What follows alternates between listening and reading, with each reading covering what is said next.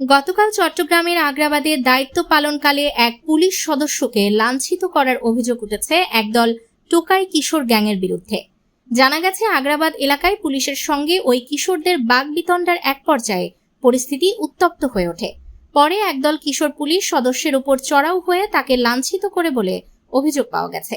ঘটনার একটি ভিডিও সামাজিক যোগাযোগ মাধ্যমে ছড়িয়ে পড়লে তা নিয়ে ব্যাপক আলোচনা সমালোচনা শুরু হয়। অনেকেই প্রকাশ্যে একজন পুলিশ সদস্যকে লাঞ্ছিত করার ঘটনায় উদ্বেগ প্রকাশ করেছেন।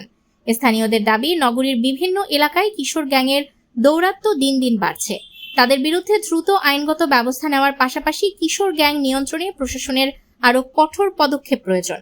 তবে এ ঘটনায় ঠিক কী কারণে পুলিশের সঙ্গে কিশোরদের বিরোধের সূত্রপাত এবং ঘটনার সঙ্গে জড়িতদের বিরুদ্ধে কী ব্যবস্থা নেওয়া হয়েছে তা বিস্তারিতভাবে জানা যায়নি।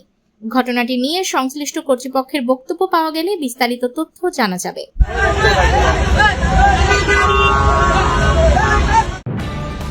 নিউজ টেক্স, দৈনিক অন্যধারা।